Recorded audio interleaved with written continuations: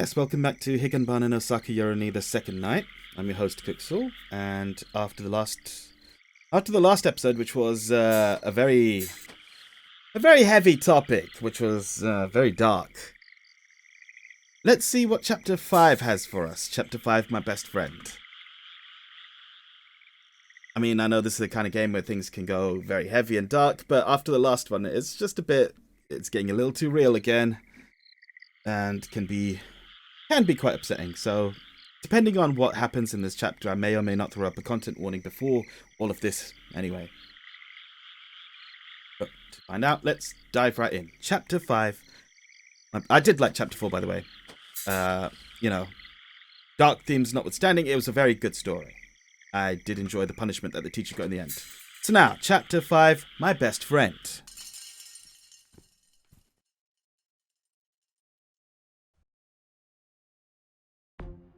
Oh god, it's fucking you again.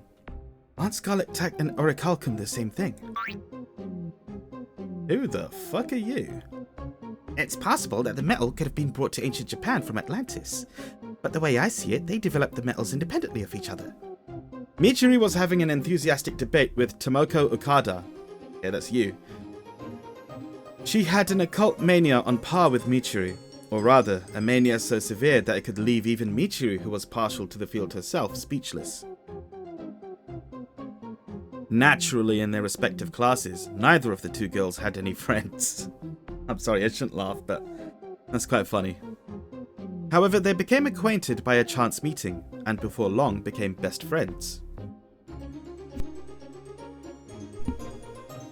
First of all, this Atlantis thing. It originates from the map done by Athanasius Kircher, right? I apologize if I mispronounced that, but I've never come across that name before in my life. And in 1666, this Kircher got hold of the famous Voynich manuscript. Once again, I apologize. I know it. A mysterious manuscript that nobody can read. And in that manuscript are the secrets of the mysterious secret society of Rosicrucians. Isn't that amazing? It's a cornucopia of unknown secrets. And that's where the legend of King Solomon comes into play.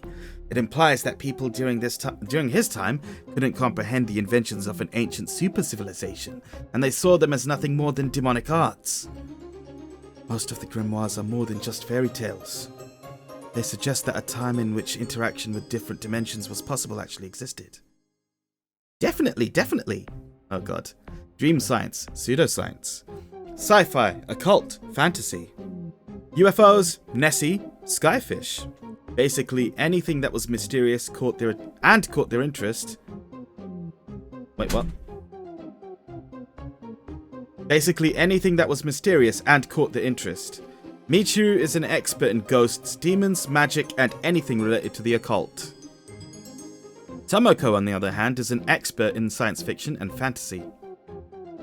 These two respected each other's knowledge and were driven to discuss the topics more and more. What would be an incomprehensible topic for most people would prove to be material for great debate between the two of them. Oh boy, I'm getting reminded of my brother a bit. They sit with their notebooks wide open and endlessly discuss the occult while doodling on and on for hours. These notes on the occult have filled many volumes of notebooks already.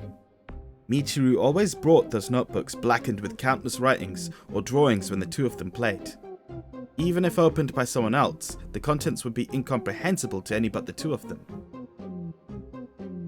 But it was proof that the two of them had fun times together. Tomoko! It's getting late! Let Michiru-chan go home! The clock said it was almost 7 p.m. Looking through the slit in the curtain, it had gotten dark without them noticing it. Jeez. When they sat down and started talking, it had been early noon. For Michiru, the time that she spent chatting with Tomoko was beyond fun, and altogether too short. Bye! See you next time! See you, Tomoko-chan. Can you come and play tomorrow? Sorry, I'm going to play at the family hot spring resort tomorrow. It's gonna be fun. Okay, I'll draw the 72 demons for you then, and show it to you at school. Yes, please! Michiru-san is so skilled at drawing, I can't wait to see it! Alright, see you at school. Ah, fuck you, narration! She never imagined that this would be the last time she would get to say goodbye to her. 2 days later, at school, she heard from a teacher that Tomoko-chan had suddenly passed away. Ooh. At the hot springs resort she went to with her family, she apparently slipped near the edge of the pool, hit her head on the edge and fell in. She lost consciousness and just never woke up again. This Sunday, I lost my one and only friend. I knew too well that I wasn't an average child. I couldn't make friends and made no effort to even try. It was a little lonely, but I'd long since given up hope on finding someone who could understand my eccentricities. And then I met Tomoko-chan. She didn't doubt my ability to see spirits and never thought I was being dumb. She'd seriously listened to my occult stories. I loved the times the two of us would meet and doodle diagrams and illustrations in our notebooks. I wanted to do that today too. Take up the whole Sunday having fun and writing down tons of notes. But the girl I used to draw and read with was no longer in this world.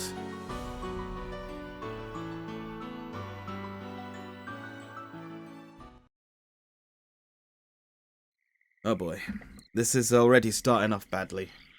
Michiru? Michiru? Come down for dinner. Is she still sleeping? She seems shocked from her friend's death. She just can't muster the energy anymore. Ah, Tomoko-chan. She got along with Michiru really well, didn't she? Michiru's parents were looking up the stairwell, discussing their worries. Since that day, Michiru has barely left her bed. She had lost her will to do anything, and was constantly lying down like a corpse. Occasionally she'd come to... but then she'd remember that her best friend had forever gone, and tears would creep down her face. When she wanted to remember the times they had spent together, she would open the notebooks they wrote in. Tears would well up again.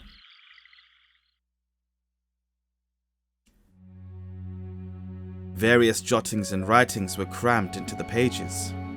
It was messy and unintelligible to any but the two of them. But Michiru understood it. Not just what was written.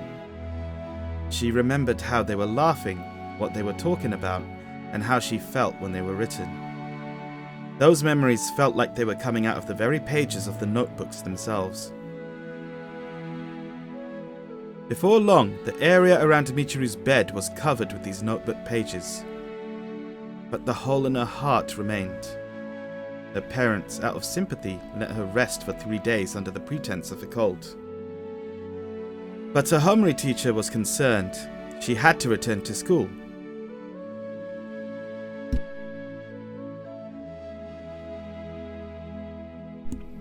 When she did return, the Michiru that no one had seen for a few days looked like a different person.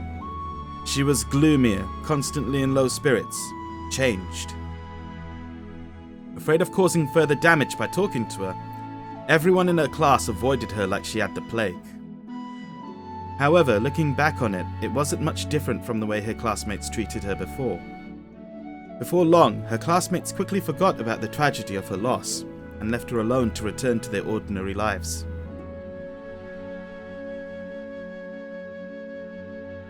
But Michiru couldn't go back. Even though she wanted to return to those happy days with Tomoko Okada, she couldn't.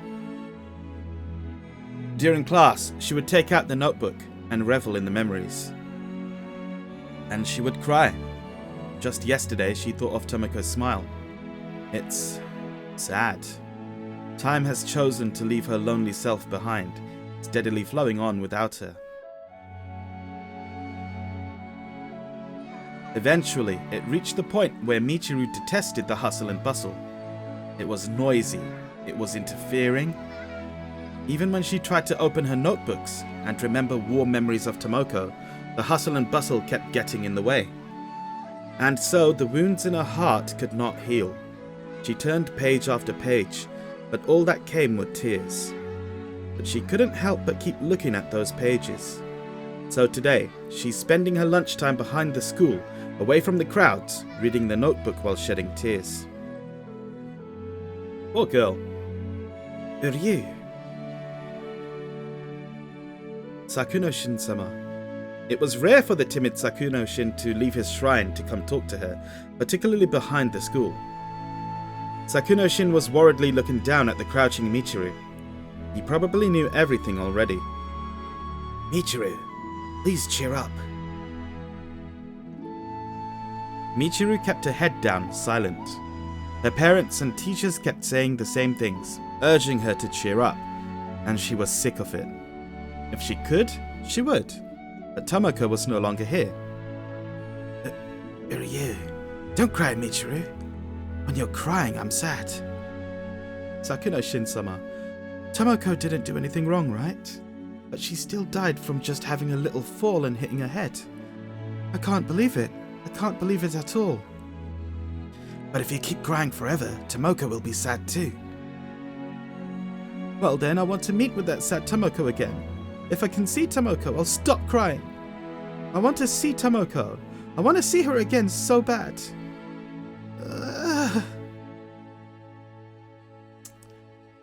Michiru. Ugh, I don't know if this is still Michiru. Oh yeah, it is. She's proper bawling. Tomoko! I'm lonely, sad, and bored. Tomoko was a friend that she could chat for hours upon hours with, having fun the whole time. Never again would she meet a friend who accepted her eccentricities as she had done. The two of them would scribble pictures as they talked. So when she read through their notebooks like this, she could relive her fun days with Tomoko through the drawings on those pages. But reliving them was painful. The happier the memories of those days were, the sadder and sadder it made the now lonely Michiru. Tears fell on the pages of the notebook. Michiru hurriedly wiped them away. Sakuno-shin didn't know what to say to her anymore. Then Michiru stood abruptly and grabbed Sakuno-shin's shoulders. Who are you? Sakuno-shin-sama, can you revive a dead person? Oh fuck, here we go. It's Fullmetal Alchemist all over again. What? Sakuno-shin's eyes widened in surprise.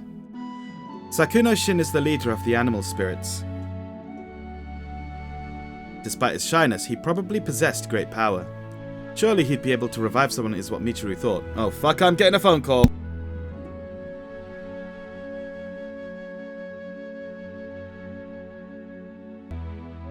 You gotta love it when real life fucking catches up with you, eh?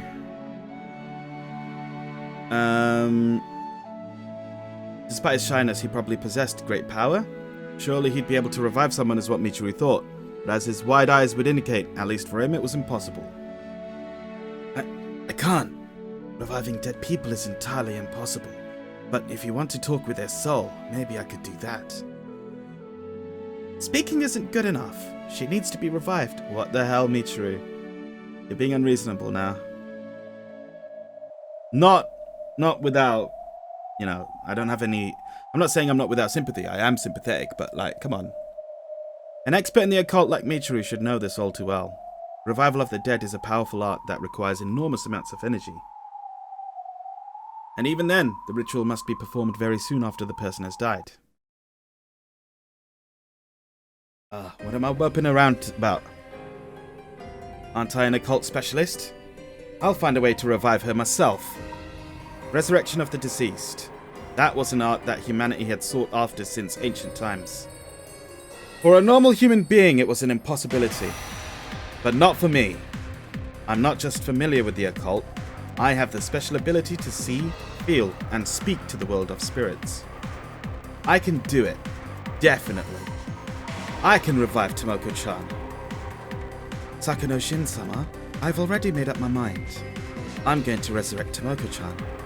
Her body may have already been cremated, but if I can draw her into this world via ectoplasm, it may be possible to bind her soul to an object and keep her here in the transient world. You mustn't, Michiru. Revival of the dead is far too dangerous an art. Should you perform the ritual to use the art, you will lose something very precious to you in the process. And both you and Tomoko will be unhappy. I'm not asking you for permission, Sakuno Shin-sama. I've already made up my mind. With a determined look on her face, Michiru stood. Her eyes were bloodshot red, but her tears had stopped. She turned her back to Sakuno Shin and walked away quickly. Sakuno Shin worriedly watched her back as she left. Michiru. I think I understand. Who's talking? I think I understand her feelings of wanting to resurrect a lost friend. Oh, it's Marie. Okay. Hello, Marie. Marie had shown up unnoticed. Just as always. Being Meso-san, a yokai of tears and sobbing, there's no way Marie would have missed the sorrowful cries of Michiru. When I died, I came back as a yokai. But is reviving humans really that difficult? It's dangerous. Really dangerous. But for many ages, humans have wanted this power. Many great yokai used that as a chance to hunt, giving the power in exchange for something precious. Revival magic. Here we go. When this music plays, you know some shit's going down. Especially with the wind. The compensation for such a miracle wouldn't be any small thing, of course. But people have continued to seek it since ancient times.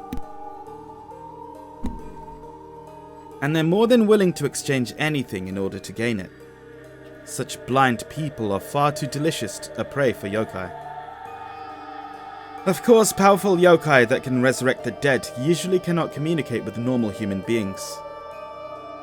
Their channels were too different. However, there are some humans who can tap into those channels and get closer to the world of non-humans than normal people. Occasionally, these people would call themselves spiritual mediums and perform rituals to speak to the dead. But they know the dangers of revival, and so would never dare to step into that area. They knew to never go any further than speaking with spirits. Michiru had that channel closer to those who are not of this world. And if it meant reviving her best friend, she was reckless enough to sacrifice anything to achieve that. In that sense, she was in an extremely dangerous situation. She really shouldn't tempt strange spirits and yokai. Michiru-chan. Oh boy. After diligently reading through my many grimoires, I have found the means to resurrect the dead. I understand. I understand all too well that it is an altogether terrible secret art. This art, which operated contrary to the logic of the world, was, in a way, an act of rebellion unto the gods. If she is to succeed, an appropriately large price must be paid. Tomoko-chan is the only one for me. Tomoko-chan was the only one who understood me. And I'll never find another friend like her in my lifetime. This is troublesome. Every spell and ritual I find are impossible for me to do. Fortunately, there were multiple different ways recorded even in modern times to perform resurrection. However, in exchange for bending the world of the living's rules, each and every one of them she found required preparations and provisions far beyond what could be realistically done. For Michiru, it was impossible. Except for one last method of resurrection. She would need to summon a powerful being and have it grant her wish. This ability that would be impossible for a normal person was within the grasp of Michiru. I wonder if a being of such great power would allow itself to be summoned so easily. With just a little concentration, Michiru could easily see a low-level spirit. However, this was her first time trying to summon something powerful enough to grant revival of the dead. But I have to do it. For dead spirits, the longer the time after their death, the more difficult it is to summon them forth. There was no time for hesitation. Michiru darkened the room, and used every last bit of her knowledge to construct a magic circle capable of summoning that powerful being. She had tried conjuration many times, but had yet to succeed.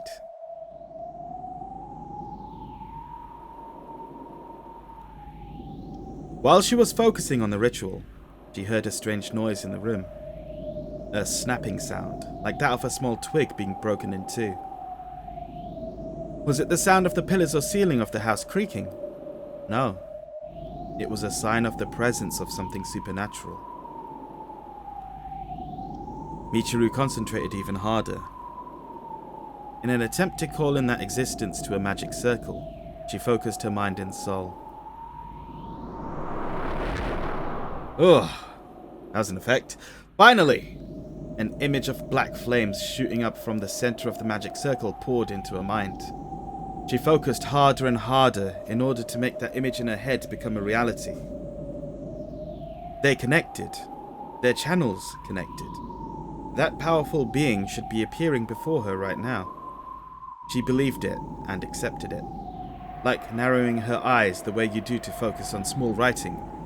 She had focused her heart and opened the channel. And she succeeded. At last, Michiru brought forth an image of black flames and successfully summoned a powerful being. Behind door number 1? Oh, fuck. How admirably you have summoned us. We are Oh, thanks a lot, game. We are the great demon. I don't know how to fucking pronounce that. Even though the non-human being gave its name, I could not comprehend it. But this was not because it wasn't a word of the languages of mankind.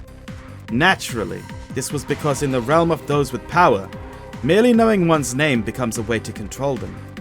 It's obvious then that those without the power to control one of them would be unable to comprehend their name. Are you the one that called us? Tell us your name, if you will. And consequently, revealing my name to this powerful being would not only be equivalent to surrendering, but would also mean resignation to servitude. If I'm not careful, just by revealing my name, I could be forfeiting my soul.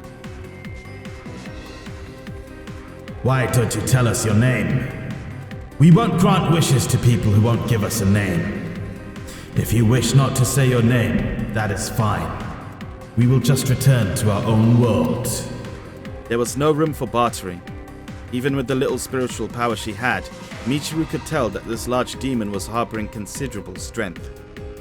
Demons would sometimes vomit vile lies, but the only thing you can know for sure is that they would never lie when it comes to contracts. Before I say my name, tell me, do you really have the power to revive the dead? Oh, revival magic is the wish you have for us. Just calling forth a soul isn't good enough. I want you to properly revive and breathe life into it. Can you do that? Is the body still here? The remains have already been cremated. I can grab hold of their soul. But to trap it in, you will need a humanoid object that you're close to. Oh, right. We're gonna need a homunculus. Just that is enough. As long as we can chat again, that's enough. Yes. We will resurrect the spirit you want and put it into an object to hold the soul. So whenever you want, you can converse with it. If that is your wish, I will grant it. So something like this stuffed toy? She showed her favorite stuffed toy in the room. Yes. That's good enough a vessel to harbor the spirit. By placing Tomoko-chan's soul into this stuffed animal, she'll be allowed to live again. Tomoko-chan will only speak with me. She won't be able to move of her own will, but she'll always be with me from now on. If you form a contract with us, we will teach you the secret art to making that a reality. You can't just do it now. You must be the one to revive her. If the revival is not done by your hand, it will all be for naught. Of course. Really, she would be happiest if the wish-granting process was just like Aladdin's magic lamp. Make a wish and pop! Suddenly there it is. But she knew that the granting of her wish would be nowhere near as easy as that. Is there a price for this contract? Yes, but that's because you will be the one to perform the resurrection, not us. You will only be paying for the instruction, and thus it will be especially cheap. I thought there was no bartering. This was unexpectedly generous. You're too quick to feel relieved. The price of the resurrection itself will be quite costly. A ritual like this is by no means cheap. The price for our contract is but one thing. Give me your greetings. My greetings. Good morning, good day, good night. Oh. Good morning, good day, good night. People exchange many different greetings when they meet. Give me them. If you want to make a contract with me, you can't ever use a greeting again in your lifetime. Whoa. Oh, that's interesting. It seemed so simple, yet felt like a heavy price. But when she thought about it further, it was a small price to pay. It wasn't like she had anyone to greet besides Tomoko-chan anyway. In that case, when Tomoko-chan is revived, I won't be able to greet her either. That is true. That is too unkind of us. So we will do you a special favor. We will make Tomoko the exemption to this rule. It really was a generous offer. But the offerer was a great demon. She must not neglect to show respect to something as powerful as he was. If I sacrifice my greetings, will you really teach me the way to revive her? And is the ritual something I can realistically perform? If it required things like a unicorn horn or mandrake root, or anything else that would be impossible for her to acquire, that's it. She would stop entering the contract right now. We are not so unkind as to deceive you like that. The secret art we will show you is indeed realistically possible for you who have summoned us. If it was not, we would not enter a contract with you. The Union has been very particular about following that rule recently. The Union of Demons! He may be a somewhat decent person. However, beware. While the art I will teach you is certainly possible to perform, it's still a violation of the laws of the world of the living. You must have a great deal of resolve. I will have that resolve. Tomoko was the only reason she had fun in this world. Now that Tomoko is no longer here, there is not a thing in the world she was afraid of losing anymore. Well then, let us confirm the contract one last time. If you enter a contract with us, we will teach you the secret to resurrection. The price of the contract is all the greetings for a lifetime. You will be bound by this contract for all time until you die. If you violate the contract, the resurrection will be undone. Is that okay? Yes. As for the art we will teach you once the contract is formed, we guarantee that it is possible for you to complete, but it will not be simple. You can choose to give up on trying to complete it. In that case, we will make it so that the contract never existed. Oh, that's good. So it'll be annulled. However, you will never again be able to resurrect your friend Tomoko. Not even if you ask a demon other than us. We will send a notice out to all the demons in the Union, notifying them of the ban on Tomoko's revival. What about demons who are not in the Union? It seems that asking more than one demon to grant the same wish was not allowed. She more or less understood. In fortune telling, there is a rule that you must not give a fortune for the same thing twice. It was similar to that. In other words, I only have one chance to revive Tomoko. That's pretty lucky. No matter how difficult the ritual is, it has a far better chance of granting my wish than normally possible. Even if she had just one slim chance to make her wish a reality, that in itself is a miracle. Michiru understood that and decided to make a pact with the demon. If you're prepared to make a contract with us, then say your name. Tell it to us. My name is Michiru Sakurada. The contract was established. I love all these Umaneko sound effects. The figure of the demon disappeared. Apparently the revival ritual depends both on the reviver and the target soul to be revived. So he will investigate that and come back tomorrow night to teach me the ritual. But the contract had already begun. In accordance with the contract, I will never greet anyone again in my lifetime.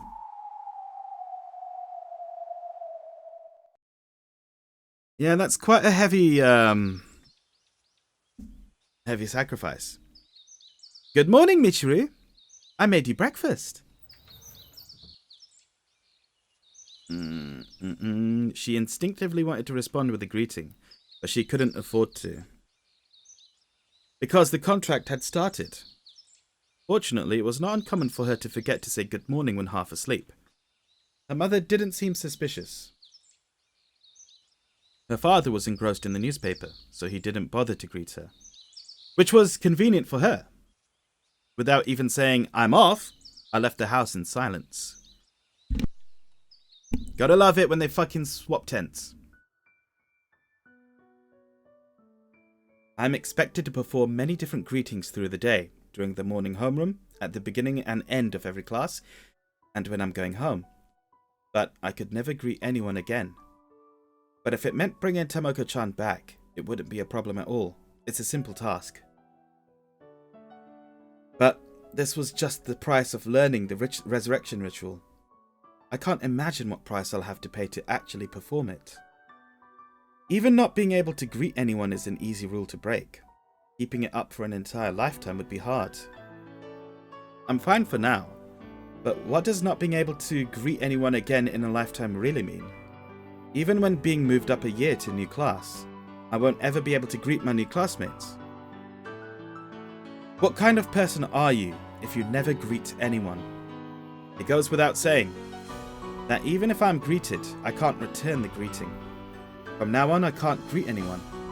When I think about it, a greeting basically marks the beginning of any relationship. By removing that ability, I will never again be able to hold a substantial relationship. Do you know, this is actually going deeply into it. I already thought of all this, but the fact that she's actually saying it goes to show that this is just saying, okay, so it's an allegory for when you lose a friend and withdraw yourself.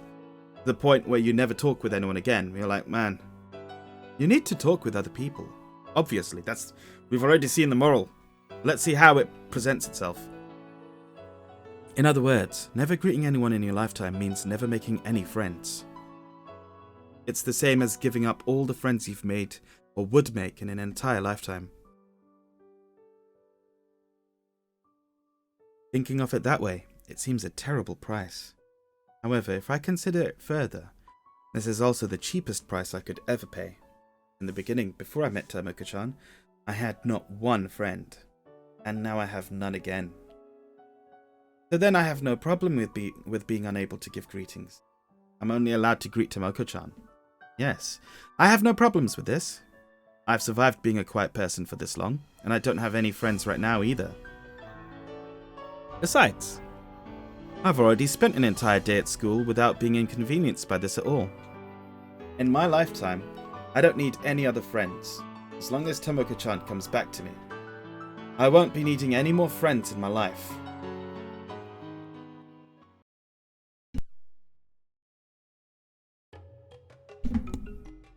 That night, the demon appeared from the magic circle again.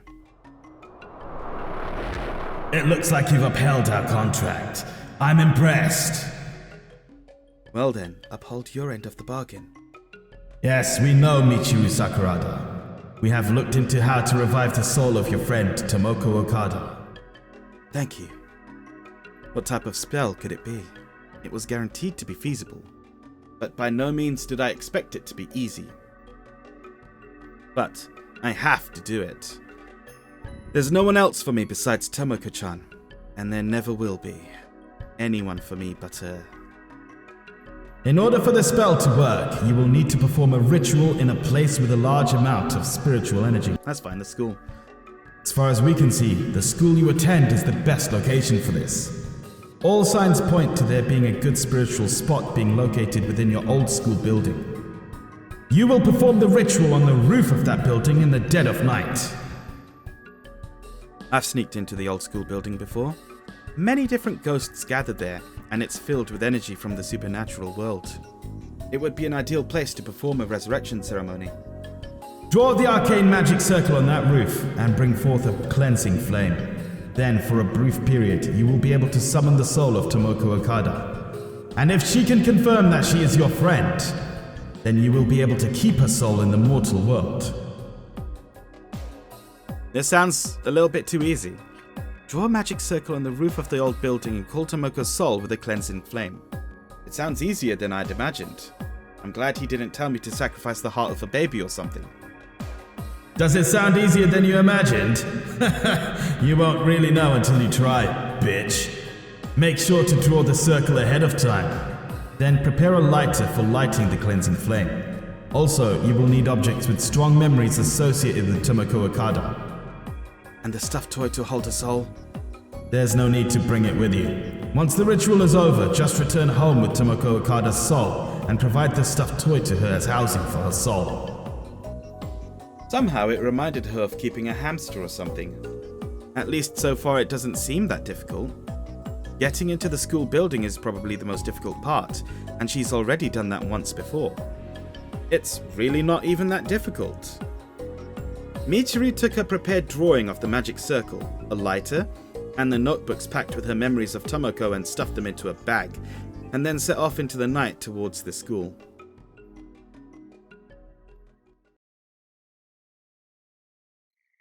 The sounds of the insects felt much more subdued tonight. The large building sat silently, bathed in the moonlight. The window she used to get in before still had its glass broken. Damn it, school, get your fucking budget sorted out. And so she climbed inside. If she were a normal student, she would never enter the eerie old school building alone at this hour. Wait for me, Tomoko-chan. I'll definitely bring you back. Even now, thinking about her days with Tomoko makes tears well up in her eyes. Let's quickly save.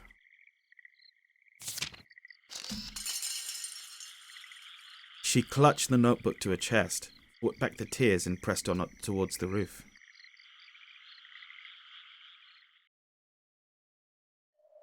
Because of the moonlight, the roof felt better lit than the inside of the school. She opened up the folded paper with the magic circle drawn on it and fixed it in place with 4 stones. Appear, contracted demon. It is I, holder of the contract, Michiru Sakurada. Black flames billowed from the magic circle.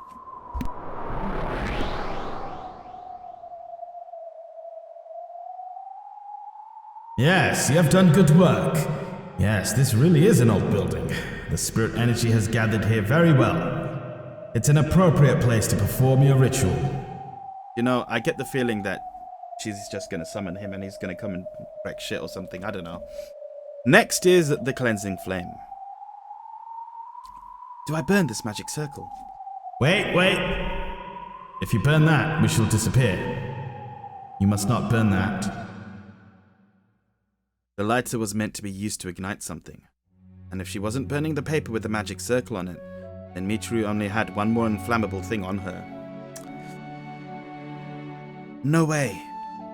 You must burn that which holds your memories with her. The notebook containing the deepest ties of Michiru Sakurada and Tomoko Okada. Only by burning that will the gate to the spirit world open. Burn this? Dumbfounded, she let the stack of notebooks drop to the ground with a thud. The wind blew and turned over the pages. Inside were the many fun drawings she did with Tomoko. They were memories of happy days spent with her. Burning these meant severing the last link she had to Tomoko.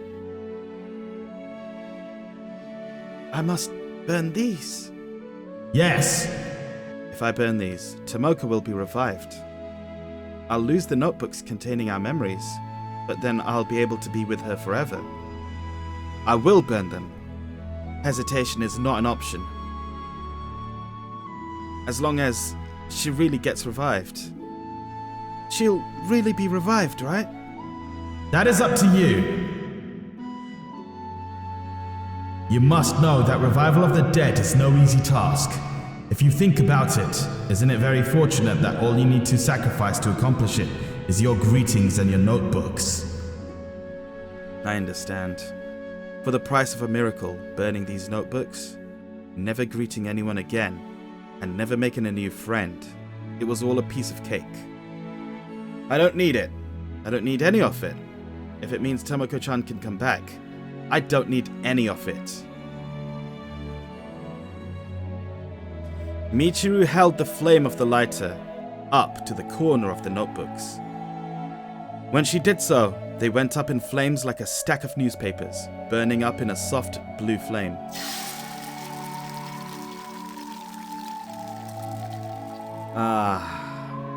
The memories of fun days with Tomoko were condensed into fire, and one by one, each page that was as valuable as a diamond to her turned to ash and was blown away by the wind.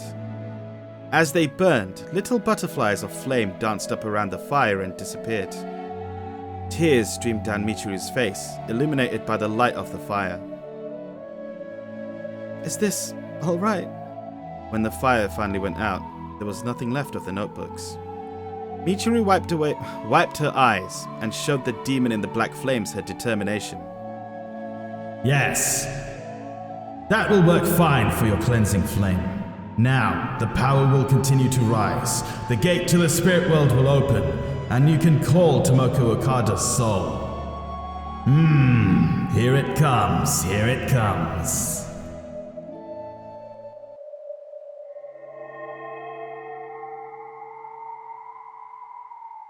Apart from the black flames, a new white light started to appear. Black flames were an ominous sign associated with demons, but this was different. This pure white light.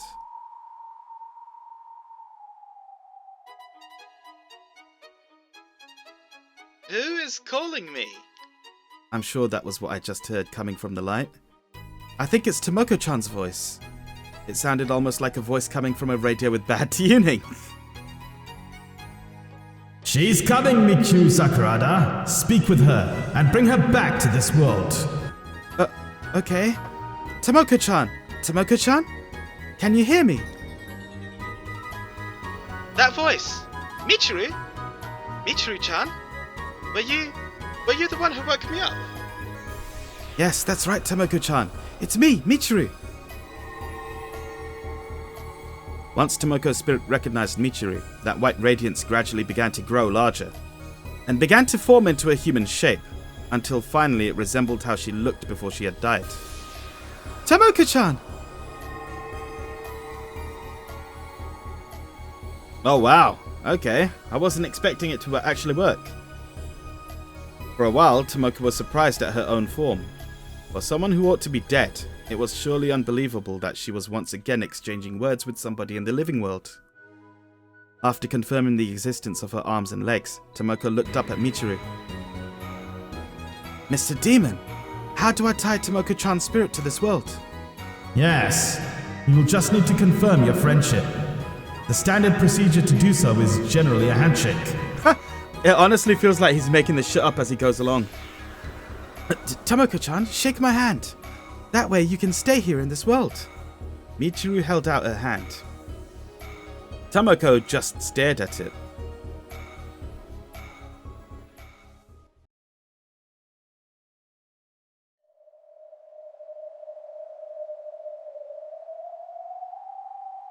What's wrong, Tomoko Okada? Why do you not take your friend's hand? Even the demon seemed a little surprised. Tomoko-chan? Without making any attempt to shake Michiru's hand, Tomoko just continued to stare. What is going on? Wasn't I dead? Yes. That's why I performed a revival rite. That way your soul could come back to the mortal world. Huh? You were always quite the occultist. To think you'd actually revive me. All that's left now is shaking hands with me. So please, take my hand. Did they have my funeral already? Yes. I went to it and burnt incense for you. Well, where's my body? It was probably cremated. So I don't have a body then? Yes. But don't worry, I'll place your soul into something else. Remember that stuffed animal I had? Remember, I showed it to you before, right? I see. So that stuffed animal will be my new body. Will I be able to walk around? No, but... Well, what can it do? You can talk with me. That's all, but... No, I don't want that. Tomoko spoke nonchalantly. Michiru was stunned, but Tomoko continued. If I'm revived, all I'll be able to do is talk to you. That's too restricted and boring. But that's the only way you'll be able to come back to life. I don't really want to come back to life. Being dead isn't that bad. I mean, it really hurt when I was dying, but once I died, I just slept in peace. Besides, I was a good girl, so I got to go to heaven. She spoke emotionlessly. Michiru couldn't help but be puzzled. But then, Tomoko-chan...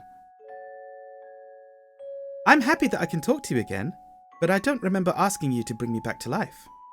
Maybe if I was brought back with my completely healthy body, but being trapped in that old stuffed animal, unable to do anything but talk to you? What a joke. Tomoko-chan? How long are you going to hold your hand out? Do you think I'm going to take it? I'm not. Why would I shake hands with a gloomy girl like you just so I can be trapped in a stuffed animal for all eternity? Sorry about that. I apologize. If you don't like my stuffed animal, I'll go find you something else to. I don't want anything other than my own body. Besides, it's not like there's any good reason for me to come back to life.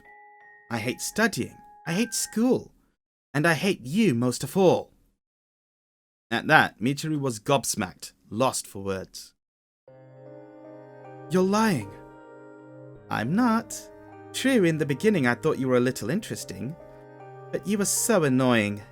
Every day you'd hang around me, pestering me. But it seemed like if I was mean to you, you would curse me. If I were to shake your hand now, I'd probably contract a bunch of gross sores. Harsh words coldly poured from Tomoko's mouth, who Michiru had believed to be her friend. Michiru felt her eyesight blur white. What is the meaning of this, Mr. Demon? Yes. It seems the soul, having been freed from its bonds, is finding it easier to talk about its true feelings. As a result, her tone has changed quite a bit since she was alive. So, these are Tomoko-chan's true feelings. Michiru-chan, I was only really interested in you at the beginning. After that, you were just manipulative. A real bother to me. And now you've come to trouble me even after I've died. Seriously, just leave me be. You're being so annoying. Down Michiru's dirty cheeks, covered in ash from the fire, streamed a line of tears. She wiped the tears from her eyes, casting her eyes down at the floor. I'm sorry. Even though you were finally asleep, I came and bothered you again. I'm going back to sleep. I'm really tired. Don't wake me up again. Just promise me that much. Yeah, I promise. Also, can you throw away those notebooks of ours? We wrote such painfully dumb stuff in them. It would be really embarrassing if other people were to see them. Yeah. Don't worry. They're all gone already. She had burned every last one of their notebooks to call forth Tomoko's soul. But that might be for the best. Tomoko is going back to sleep. She was dead after all. I was the only one who hadn't let go. It might be for the best that the notebooks that reminded me of her were gone. What she's saying is all true. I thought that putting her soul in a stuffed toy and talking to her every day would make her happy. But from her point of view, that would be a terrible inconvenience. It was nowhere near a good enough reason to wake her from a deathly slumber. Moreover... Oh, fuck. Shit, that was a mistake. Moreover, she doesn't see me as her friend at all. That's all the more reason for her to decline. Michiru lowered her still outstretched hand. I'm sorry, Tomoko-chan. You finally got to sleep, and I came and woke you. I'm sorry too. I'm a little grumpy after just waking up, so I feel like I said some things I shouldn't have. Anyway, hurry up and forget about me, and go make a real friend. Yeah, I'll do that. I'm really, really sorry. The demon in the black fire, upon witnessing this scene, looked sorry for her. Even as a demon, he knew how important the notebooks she had burned were to her. But Michiru was the only one who saw beauty in those memories. Tomoko didn't care for them at all. Michiru Sakurada, as much as we feel sorry for you, the magic has been a failure. Shall we stop here? Yes. The contract is henceforth nullified. From tomorrow on, you'll be able to use your greetings normally. So, try to use them to make some new friends. Okay. Now then, you should go home. We must close the gate to the spirit world now, and send Tomoko Okada's soul back where it came from. We feel bad for you, but you showed a great amount of conviction in burning those memory-filled notebooks to see your friend again. We will not forget that. What's done is done. She was the only one who saw any value in those notebooks. For Tomoko-chan, they were just an embarrassment. Now they're gone, burnt up and blown away in the wind. This is for the best. Let's go home and have a good long cry in the bath and in bed. This is divine punishment. Punishment for thinking I could so easily break the rules of this world and wake the dead. Goodbye, Tomoko-chan. Yeah, goodbye, Michiru-chan. Michiru wearily left the rooftop. And she ran down the stairs. She ran so fast she was almost jumping down them, running as if intent on leaving the Michiru of yesterday behind. As she exited the old school building, a cool wind blew and chilled her tear-stained cheeks. Having just run down the stairs from the roof, her heart was beating wildly. As she stood there breathing heavily, eyes downcast, someone gently patted her on the back. "Are you?" "Michiru-chan." "Saku no Shin-sama, and Marie-san too." It seemed that the two of them knew the whole story of what had just transpired on the rooftop. Without saying anything else, they just quietly watched her. "Tomoko-chan was my best friend. Nothing will change that. Nothing. Ever." "Yes, we know." Fuck me, their voices are too similar. "But she's dead now. If I keep holding on to every little trace of those who have died, they won't be able to rest. I have to let them sleep peacefully. As her friend, I have to quietly watch over her while she sleeps." You're a good person, Michiru. You did your best." "No one is to blame here. You were thinking of your friend until the very, very end, Michiru-chan." "You have to strive on. For Tomoko's sake. You have to play, laugh, and make friends. Enough for the two of you." There was no spell or contract anymore. She could greet people like normal starting tomorrow. But just because she could greet people doesn't mean that there's anyone she'd want to greet. She had given her greetings up once already when she tried to revive Tomoko. In order to forget her, it might be best if she started greeting more people from tomorrow on. Tomoko did say some mean things to her, but the fun times they had shared would never fade away. They had been torn apart so suddenly, their last words to each other being, "Bye, see you at school." But now that they've met again, she had a chance to give a proper goodbye. That was good enough. "Goodbye.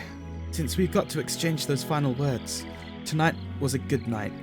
As she said this, Michiru looked up at the moon with her bloodshot eyes.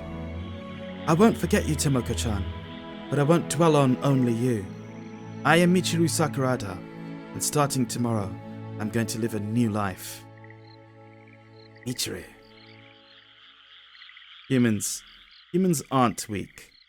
They can overcome many meetings, partings, and even mournings, and live on all the stronger. That's a lot to expect from a girl as young as Michiru. But as long as she lives on, there is no sorrow she can't recover from. As long as she just lives on, Marie has once again witnessed the strength of those known as humans.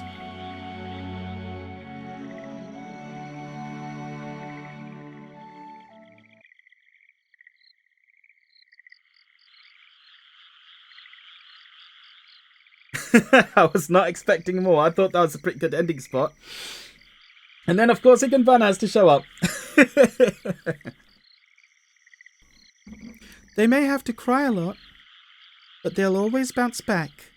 That's what makes a human. Higanbana gracefully appeared on the old school building rooftop. The demon in the black flames and Tomoko's soul were still both on the rooftop with her. We offered to give you a chance to return to life by inhabiting a container for your soul, and yet you refused us. What an ungracious girl. Ah, you're joking, right? Who on earth would make a contract with a demon? You know firsthand just how lonesome the world of the dead is, and yet you still insist on staying there. That's rather impressive. Normally, any soul would jump at the chance to remain in the mortal world, no matter what body they were granted. I am Tomoko Okada, and despite how I may look, I would never be so rotten as to let my one true friend be taken advantage of just to bring me back from the grave. Tomoko cleared her throat and stuck out her chest. On seeing this, Higanbana giggled. Which means, this is your loss, isn't it? Yes, we were the one who lost. We wanted... Oh. Which means this is your loss, isn't it? Yes, we were the one who lost. We wanted to devour the greetings of that girl so much too. You know, even though I'm dead, I'm still that girl's best friend. I'm not at all about to let myself cause her trouble even after I'm dead. It was painful for Tomoko. It was painful for her to see the notebooks that held memories of their fun times now becoming a source of such great pain for Michiru. And that's why she had them burned. It's more than enough for memories to just live in the heart. If memories that are written down just keep bringing you pain, it's best if they didn't exist at all. Furthermore, Michiru had vowed to never greet anyone again for all eternity in order to revive her. In other words, her best friend was going to live a life cursed to never get close to anyone else ever again. Michiru. She seems like the gloomy type, but when she smiles, she's really cute and a fun kid. If she'd just open her heart more, she could make so many friends.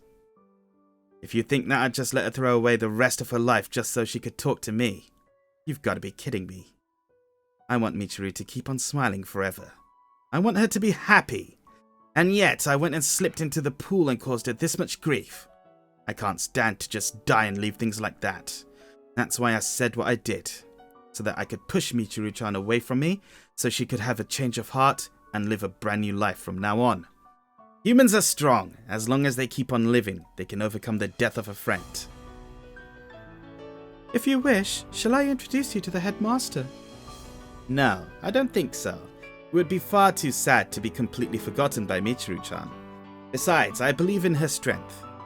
I believe that Michiru-chan understands what I did.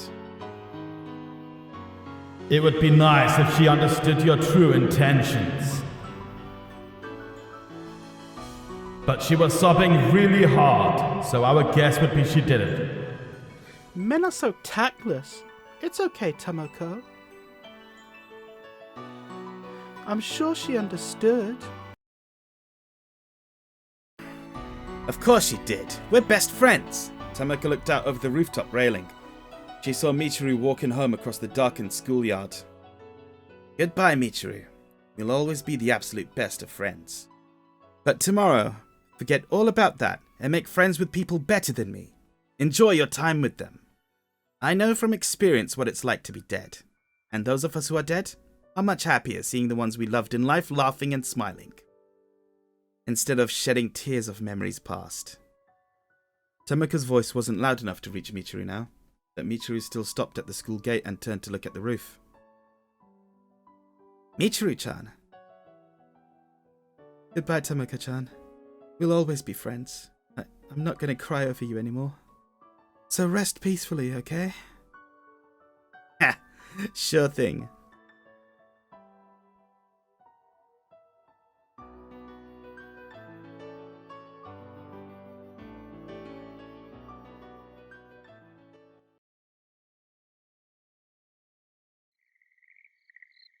Ah, that one was painful and strangely beautiful. If anything, it reminded me of a breakup more than a loss of someone who's dead, but I suppose that's because they had the chance to talk again. Yeah, pretty good story. I enjoyed that one. Let's see, the next chapter is chapter 6, A Thistle of Vengeance. So hopefully we will see you at that one. So good night, everyone.